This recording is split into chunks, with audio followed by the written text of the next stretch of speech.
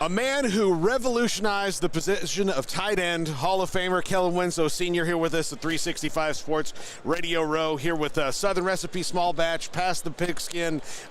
These are some of my favorite ones every year because we get to talk about pork rinds. As you can tell, I'm a pork rinds fan. I couldn't tell. You couldn't tell? You know, what was my first clue? I don't know. You are... especially in your era, you were a bit of a unicorn. Tight ends were not maybe as fast as you, kind of a smaller offensive lineman for the most part. When you got into the league and they started doing different things with it, I mean, you guys were doing different things on offense, all of that. Was it fun to watch people be befuddled about all the things you kind of were doing and like, these guys are nuts throwing the ball this much? I was a part of what came to be known as Air Corel. Yeah.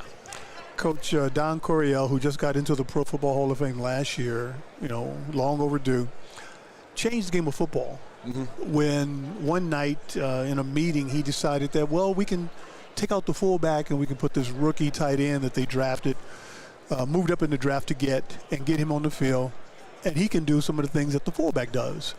I happen to be that tight end. Mm-hmm. And it changed the game of football.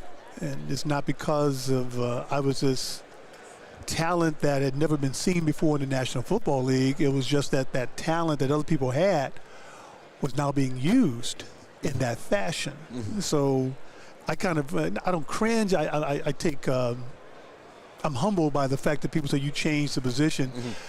But I didn't call the plays. It was Don Corel who was the head coach. It was Joe Gibbs who was the offensive coordinator. We all know what Joe Gibbs has done over the years in his career. It was Ernie Zampese who was our receiver coach and became the offensive coordinator after Joe went to Washington. It was just being a part of that franchise at the time. A lot of guys, John Mackey, Mike Ditka, Charlie Young, Charlie Sanders, Ozzie Newsome, all could have done what I did. Yeah. But they didn't play for San Diego. Yeah. I did. Yeah. Now that the position is more like it was like for you guys because of Air Corel. I mean, we're kind of in it's the tight end era right now when you've got guys like Kittle and Kelsey and look, Jake Ferguson in Dallas is really, really fun to watch. Exactly. And you know, of course, I mean, Travis Kelce's the biggest celebrity in this game all of a sudden, but he's also probably the best tight end in the league. It's got to be weird for you, like as a member of the fraternity to watch it, but also as a member of the Chargers to watch a Chief do so well. Well, you know, being a Charger player and playing the Chiefs twice a year and being in the AFC, I got to go with the AFC to win because, you know, that's, you know, loyalties. I spent all 9 years in the AFC West playing the Chiefs. That's something that's not going to happen very often anymore with free agency, but I spent my entire career with San Diego. And Andy Reid is a good guy. He coached at Missouri for a time. It's just a lot of fun to be around.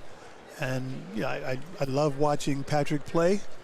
And you know, remember his dad as a ball player. And so I go with Kansas City. I lived in Kansas City for a couple of years. Yeah. And it's great. Got family there. You know, barbecue. You can start that fight. You know, who's got the best barbecue? I'm gonna go to Kansas City, and a lot of reasons to pick Kansas City. Yeah. Look, I was there with my wife and brother-in-law last weekend. We went to a Kansas game, and they're big Kansas people. Right. But he asked me. He said, "What do you think is the best barbecue?" I said, I don't think it's like the best of what you like.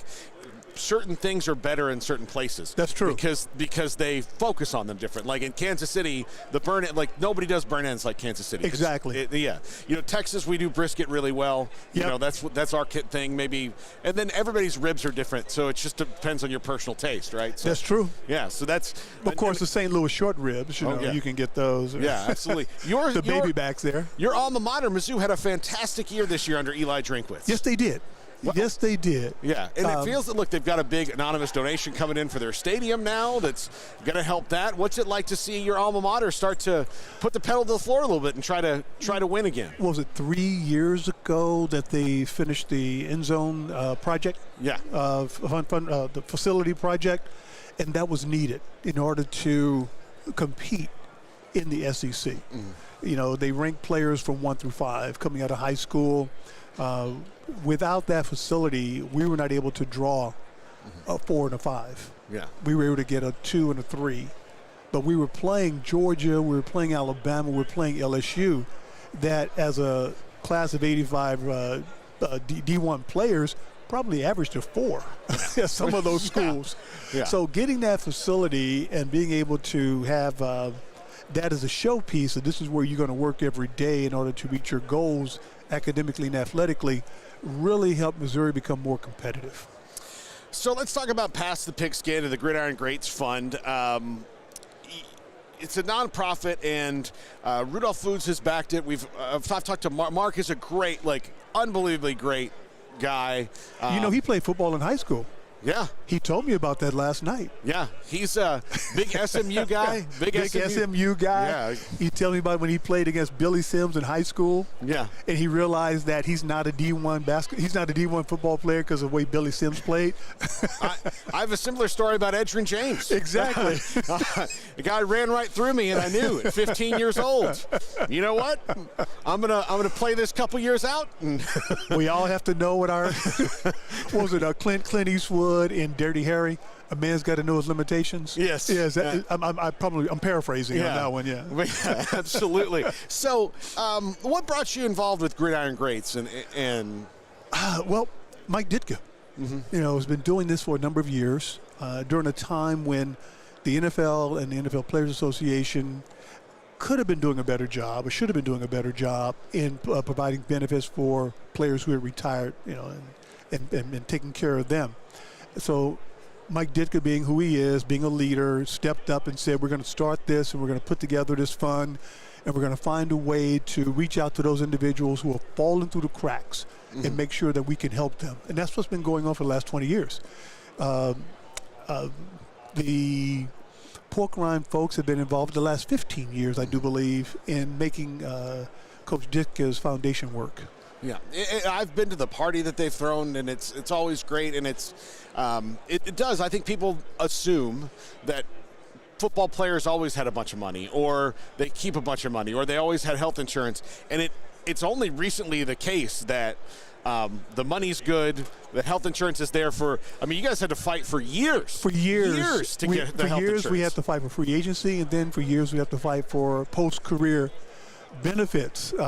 Once our union began to understand that that's part of their responsibility as a union to their membership is to fight for those benefits for those individuals who came before.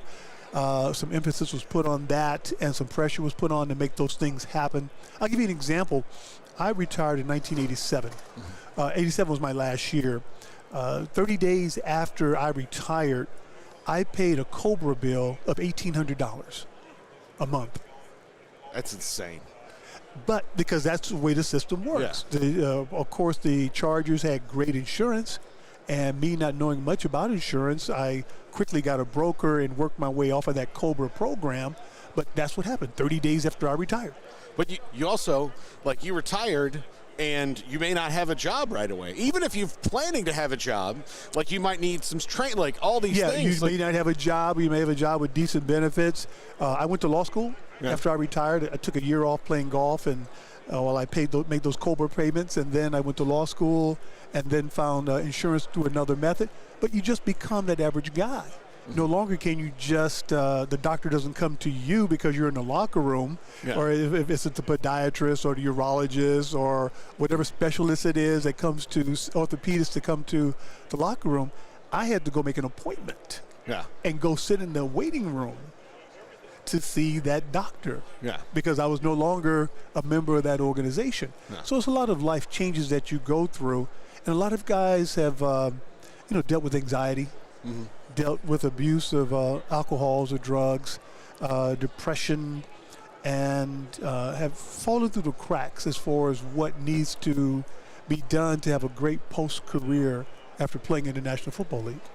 All right, a couple Chargers questions before I got to let you go to the next one. I know you're in the car wash today, I know. But Jim Harbaugh, coach of the Chargers now, what do you think about that? No opinion. I really, I'm still I'm still debating that one. Yeah. Yeah. And the proof will be in the pudding. You're right. You know, It'll be in the pudding, but I think what's really going to help the Chargers is the fact that they're building a facility for the for the Los Angeles Chargers. that was going to be my next question. Yeah, they're building a facility that's going to be home for them. They're no longer in Orange County playing their home games in Los Angeles. It's not a temporary facility. They're going to have a facility that's theirs. And we all know that stability in an organization comes when you know you have a home. Yeah. Stability in the family comes when you know you have a home. But if you're just kind of spread out, moving from one part to the next, it's hard to be focused on the bigger picture of winning. Does your heart ache a little bit for the people of San Diego, though, that they don't have the Chargers anymore? Yeah, it does. That's why I said San Diego, because to me, there'll always be the San Diego Chargers. Me too. When I go to San Diego and I see the Q, Qualcomm Stadium gone, it's a big hole. Yeah. It really is a big hole. Yeah.